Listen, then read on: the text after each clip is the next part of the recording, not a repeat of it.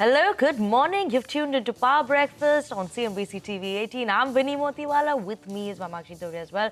Mamakshi, very good morning to you as well. And seems like today could be better than yesterday in terms of a move. Well, absolutely. The handover coming in from the US markets looks quite good so far. Asia, most of Asia is also up in trade. So let's see how today's session pans out, Vinny. Absolutely. On that note, let's get started with the top headlines for today, and starting with Wall Street especially. Now, the stocks close higher on Wall Street, and this is despite a rating downgrade from Moody's. The S&P 500 ekes out slim gains, while Dow Jones adds 137 points as Treasury yields come off their highs.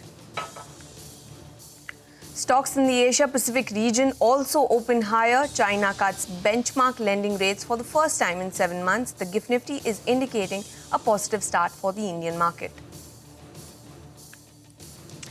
Oil prices rise on signs of flattering US and Iran nuclear talks and weakened prospects of more Iranian oil supplies entering the global market. Gold prices also move up on safe haven demand after Moody's US downgrade. Commerce and Industry Minister Piyush Goyal is in the United States for key trade talks. Says he had good discussions with the U.S. Commerce Secretary Howard Lutnick towards expediting the first tranche of India-U.S. bilateral trade agreement. And U.S. President Donald Trump speaks to Russian President Vladimir Putin, says ceasefire talks between Moscow and Kyiv would start immediately. Vladimir Putin says Moscow is ready to cooperate with Kyiv on drafting a memorandum for future peace agreement. On that note, let's get started with the show and look at the Asian markets chopped up in trade. All are trading in the green, whether you look at the Kospi, whether you look at the Nikkei, Taiwan index, Hang Seng, all of them are managing to hold on to gains. Look at the Taiwan index, 0.7% of gain. Hang Seng also holding on to 0.7% of gain. And you know, why is this coming in? Is that because in China, what we saw that the loan prime rate by the banks in China, the central bank in China, that has seen a rise coming in. They've cut the rate in China, and this is coming in after almost 7 months. So that is something that is very, very important, and that is why we are seeing that the Chinese market is also buzzing away in trade. Other than that, the ASX 200, that's the Australian market, also managing to hold on to gains of 0.6%, and the other markets also are chopped up in trade. But Indian markets also indicating a positive start. So Nifty implied open is up 97 points as of now. So a gap up start is what we could watch out for. Yesterday, the Nifty closed below the 25,000 mark. Today seems like it's going to be coming back up in the trading session, Mamakshi. Well, in the U.S. market, Wall Street ended higher. The S&P 500 inched higher by over 5 points for its sixth straight positive session. The Dow Jones gained about 137 points, while the Nasdaq Composite ended just above the flat line. CNBC's Berth Hakoums gets us a wrap of all the action on Wall Street. U.S. markets were essentially flat across the major indexes in Monday trading after Wall Street seemed to shake off Moody's downgrade Friday of the U.S. credit rating. The Dow adding 137 points. The S&P 500 was up 5, while the tech-heavy Nasdaq inched just above the even mark, up 4 points. In the latest sign of crypto acceptance in mainstream investing, J.P. Morgan Chase will finally allow its clients to buy Bitcoin. CEO Jamie Dimon made the announcement at the bank's annual Investor Day Monday. But Dimon, who remains a skeptic on cryptocurrency, said that the bank will allow customers to buy Bitcoin, but will not hold the asset for them. The country's largest bank has limited crypto exposure, mostly in futures-based products, not direct ownership. Last summer, Morgan Stanley began allowing financial advisors to pitch some Bitcoin ETFs to certain clients. And 23andMe has found a buyer. Biotech firm Regeneron announced Monday that it will acquire the bankrupt genetic testing company for $256 million. 23andMe announced it was planning to sell off all of its assets back in March. That sparked concerns about what new ownership could mean for customers' stored genetic data. Regeneron, though, says that it will comply with existing privacy policies. That's what's happening here in the U.S. Back over to you in Mumbai. Thank you so much for that. And US President Donald Trump's sweeping tax cut bill has been approved by the key congressional committee. And this is Trump's first big legislative push in his second tenure. The measure would extend Trump's 2017 tax cuts and reduce taxes on some tips and overtime income. Non-partisan analysts say that the bill would add $5 trillion to the nation's $36 trillion debt over the next decade. A possible vote on the bill in the House of Representatives could take place later this week. Hear out what Jason Furman, who is the former chair of the Council of Economic Advisors, had to say on this.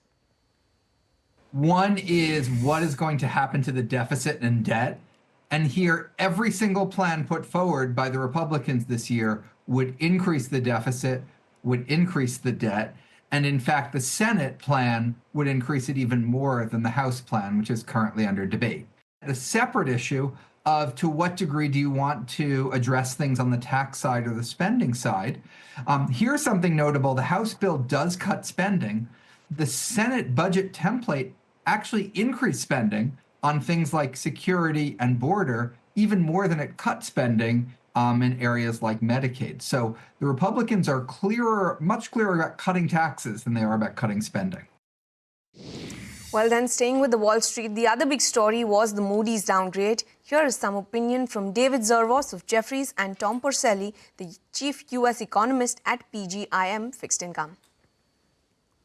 And it was irrelevant largely in 2011 or any other time one of these rating agencies has come out with a call. I mean, rating agencies should be looking at company balance sheets, not country balance sheets. They're just not really equipped to do that. The U.S. prints its own currency like many other countries, and the idea of default risk is just a really silly idea, to be honest with you. But look, people will focus on it for a little while. It'll be fleeting, and we'll be off to more important things like the budget bill, which, as you mentioned, is probably the biggest story this week and got out of committee. I think the market will focus on that in a positive way. And, of course, the fact that we're back to unchanged or even up on the year in the S&P.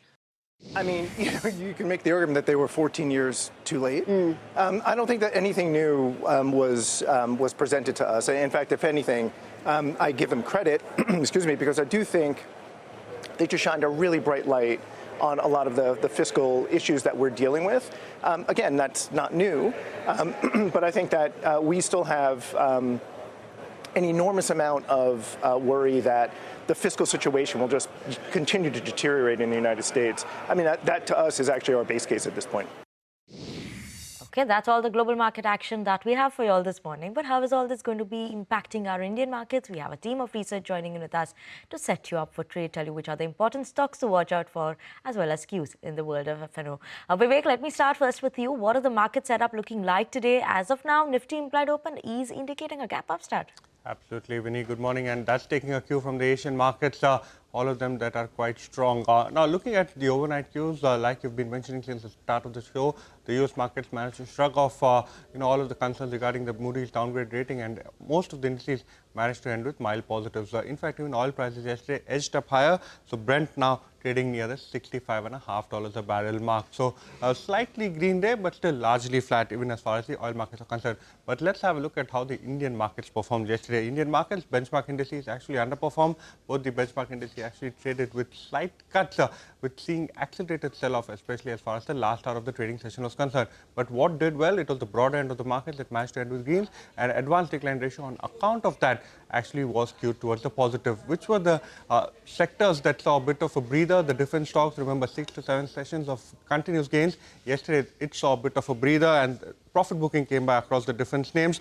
Telecom stocks like Idea as well as Indus Tower were in focus. The SC expected relief did not come about, and Idea was another stock that took it on the chin, almost 9% lower, and Indus Tower too saw a bit of selling pressure that came about yesterday. Earnings reactions today that the market will react to post-market results that came in. Bharat Electronics, Power Grid, PI Industries, all of these stocks will remain in focus. Whole host of results today as we end near the earnings season, coming to a close, and on account of that, we will see some amount of reactions coming in, especially where there are quite a few large F&O stocks too that will declare results today. Well, thank you so much for that, Vivek. The GIFT Nifty as of now suggesting a positive start to the Indian market. Now over to Upasana, who will list out the stocks to watch out for in trade today. Good morning, Upasana. Good morning, Vamakshi. First up, let me start with BEL. The company reported a good set of numbers above our poll. Net profit up 18%, revenue saw an uptick of 7%, EBITDA margin stood at 30.8%, while we were working with a poll of 25.6%. Now, Power Grid reported a muted Q4 and FY25. Revenue saw uptick of 2.5%, but PAT saw a downtick of nearly about 0.6%. NLC India also reported their numbers will be in focus. Revenue up 8.4%, EBITDA margin stood at 22.5% versus 17%. PAT with one-off saw a growth of nearly about 4.2 times. PI Industries will also be in focus. Net profit was down 11%, revenue up just about 3%, and margin stood at 25.5 versus 25.4% on a Y-on-Y basis. Petronet and LNG is the another counter in our focus. Net profit saw an uptick of 23% sequentially and revenue up just about 0.7%. Aries Life also will be in focus on the back of its Q4. The company reported a steady Y-on-Y growth. Margins improved sequentially and even on Y-on-Y basis. Now, revenue growth stood strong at 28%. EBITDA margins saw a sharp uptick from 27% to as high as 36% on a Y-on-Y basis. DLF also reported a strong Q4. The pre-booking also saw a strong uptick there, led by the luxury segment. Net profit up 36% and revenue up 46%. And RVNL also in focus. The company has emerged as a L1 bidder for the orders from Ircon International for orders worth 178 crores.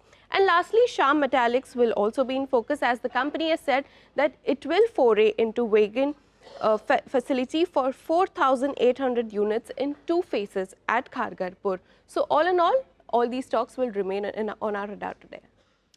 Okay, Upasana, thank you so much for that. But what's going to be happening in the world of FNO? We have Mangalam here to tell us about that. Good morning, Mangalam. Good morning. So yesterday, if you look into the trade, there's so much that happened, but still nothing happened. Why do I say that? Because if you look at the frontline markets, you have the Nifty as well as the sensex largely unchanged, barring the last hour sell-off that we saw. Even if you account for that, it's just a 74-point downtick on a near 25,000 index. That's because on the sector's front, there was counterbalancing factors. One, we had the Nifty Bank, which was mildly outperforming by close. During the day, it was a lot more. And the Nifty IT, which was a bigger underperformer. So both of them pulled in different directions. But the broader markets are doing well, and that's giving the street confidence that there is support at lower levels, and the uptrend of the market continues. So you have the Nifty Next 50 doing well, the small cap index doing well, the mid cap index as well for most part of the day was doing well. However, there was some mild unwinding in the cash markets and index futures by the FIIs. Both the FIIs and DIIs sold some contracts in the cash market yesterday, a net sell of close to around 750 crores. And in index futures too, the FIIs sold about 87 crores. Their net contracts now stand at minus 23,500. Yesterday was minus 23,250. So nothing really in terms of incremental changes. Long positioning at 42%. All of this implies that the frontline index may consolidate irrespective of what the GIFT Nifty is indicating, because 25,000 call writers still active for a premium of 125 rupees, telling you on the way up 25,125 to 25,150 would be the supply zone. But at the lower level, you have support coming in at 24,850. That's implied by the 150 rupee premium on the 24,900 put itself. It's about individual stocks. There was short covering on delivery yesterday after a good set of numbers, long unwinding on Indus Towers after the adverse news that came in for the telecom sector, and the two-wheelers have been doing well for a while. So Bajaj Auto saw some incremental long positions being added. Well, thank you so much for that, Mangalam. But now let's slip into a very short break. Up next, US President Donald Trump dials Putin to discuss ceasefire plans with Ukraine. More details on the phone call follow on the other side. Don't go anywhere.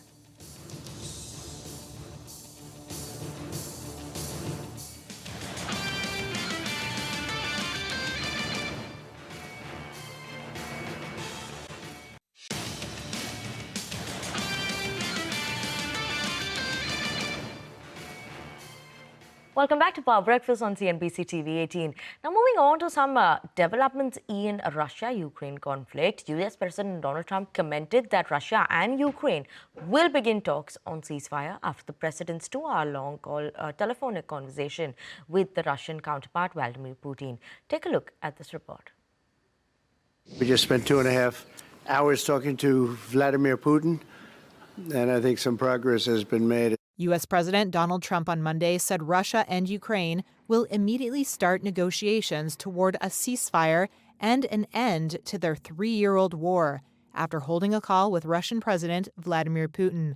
Hopefully we did something. We also spoke to the heads of most of the European nations, and we're trying to get that whole thing wrapped up. What a shame that it ever started in the first place. After the call with Trump, Putin told reporters in Sochi that efforts to end the war were generally on the right track. Президент Соединенных Штатов высказал свою позицию. The U.S. president has expressed his position on the ceasefire, and I, for my part, also noted that Russia also favors a peaceful settlement of the Ukrainian crisis. We should simply determine the most effective ways to move toward peace. We agreed with the U.S. president that Russia will suggest and is ready to work with the Ukrainian side on a memorandum on a possible future peace treaty, which defines a number of issues such as the principles of settlement, the terms of a possible peace agreement, and so on, including a possible ceasefire for a certain period of time if the appropriate agreements are reached. Ukrainian President Volodymyr Zelensky spoke to Trump one-on-one before the Putin call and then again afterwards in a conversation with other European leaders. He told reporters that he hoped a high-level meeting with Russia, the U.S., and other nations could happen as soon as possible. We are considering a meeting of all teams again. We would like it to be at a high level. America, Ukraine, Russia, European countries, and Great Britain. Such a meeting could take place in Turkey, the Vatican, or Switzerland. Ukraine has said it is ready for a ceasefire now, while Russia has said conditions must be met first. Direct talks last week between Moscow and Kyiv had failed to achieve a truce. Look, I'd say we're more than open to walking away. Shortly before the Trump-Putin call, U.S. Vice President J.D. Vance told reporters that Washington recognized there was a bit of an impasse. Look, I think one open question is Vladimir Putin serious about negotiating peace, right? He has made some concessions. He has taken some serious steps in these conversations, but we feel like, we're at a point where we're hitting an impasse, and that's why the president is talking to him on the phone. I think, honestly, that President Putin, he doesn't quite know how to get out of the war. Trump, who has promised to bring a swift end to Europe's deadliest war since World War II, has repeatedly called for a ceasefire. Putin, whose forces control a fifth of Ukraine and are advancing, has stood firm on his conditions for ending the war, despite public and private pressure from Trump and repeated warnings from European powers. Well, on the other side of the world, another conflict continues to turmoil the region. Israel begins extensive ground operations in Gaza and allows limited aid into the enclave. Here is some latest from the Israel-Gaza conflict. Israel has agreed to allow limited amounts of food into Gaza, easing a 2-month-old blockade that has brought the enclave to the brink of famine. But airstrikes killed at least 20 Palestinians overnight after Israel announced extensive ground operations. Casualties arrived at a hospital in Khan Yunis on Monday. Palestinian health officials say more than 500 people have been killed in attacks in the past 8 days, as Israel has stepped up its military campaign, bringing the toll of Palestinians killed in its ground and air war to more than 53,000. Israel has faced mounting international pressure over the blockade on humanitarian deliveries it imposed in March, shortly before it broke a 2-month-old ceasefire. Prime Minister Benjamin Netanyahu said Israel aimed to take control of all of Gaza and prevent Hamas militants from looting aid shipments. Hamas has denied involvement in looting. This warehouse containing medical supplies for Nasser Hospital in Khan Yunis was also hit. Hospital director Atif Al-Hout asked how long the world would remain silent. Today, the stock of medical solutions for patients and the stock of solutions for kidney dialysis patients are being targeted. This quite simply means that kidney dialysis patients are being sentenced to death. Separately, residents and medics said an Israeli undercover unit who disguised themselves as displaced people killed a militant leader in a raid in the south. Residents said the commander, Ahmad Sarhan, clashed with the force before he was killed, and that the Israelis detained his wife and children before retreating in a bus under cover of fire from the air. Israel's military has announced a campaign dubbed Operation Gideon's Chariots, seeking to eliminate Hamas's military and governing capabilities and bring back the remaining hostages it holds. Senior Hamas official Sami Abu Zuhri said the escalating offensive would put the lives of the hostages at risk. And both sides reported no progress in a new round of indirect talks between Israel and Hamas in Qatar. Okay, on that note, we're going to slip into a very short break. And after the break, we'll get to what's happening in the world of commodities. So stay tuned in.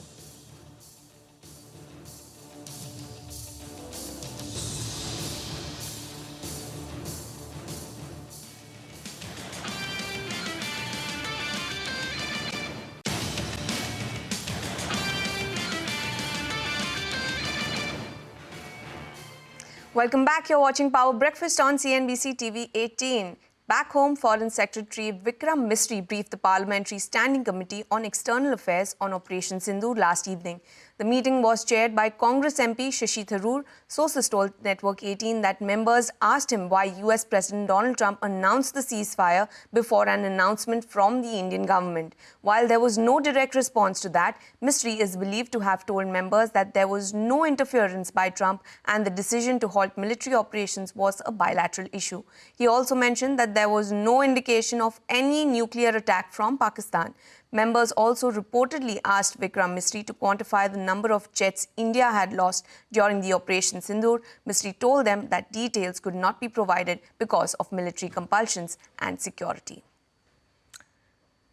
And moving on, we have Manisha Gupta who's joining in with us to give us an update on what is happening in the world of commodities this morning. Good morning, Manisha. What are we watching out for this morning? Well, thank you for that. I'm looking at metals to begin with, and there seems to be a very divergent, trade coming in for across metals.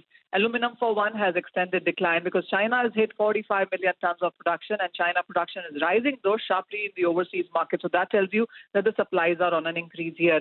In the meanwhile, when you look at copper, that also has been under pressure. There are higher U.S. supplies, and then China industrial production, while grew in the month of April, but on a slower pace. The better off gains really have come in for silver prices, up 1.5% in the overnight market. Well, silver as a safe haven hasn't had many takers, but industrial demand has been quite on the stronger side. So whether it is about China, wind and solar capacity, or the Europe solar capacity increase, it has seen a very sharp surge, and that is where silver use is coming in from. A final word on the crude oil prices, where we are looking at prices trading on a firmer note. There is still uncertainty on the progress of U.S.-Iran nuclear negotiations, but the markets also are looking at the U.S. president suggesting Russia and Ukraine are on path to ceasefire. That is what is capping gains here. In the meanwhile, the markets will watch out for further Chinese trade data today to get some more cues. Well, thank you so much for that, Manisha. So crude holding steady, gold continues to glitter. But that's all we have on this edition of Power Breakfast. Bazaar Morning Call comes up next.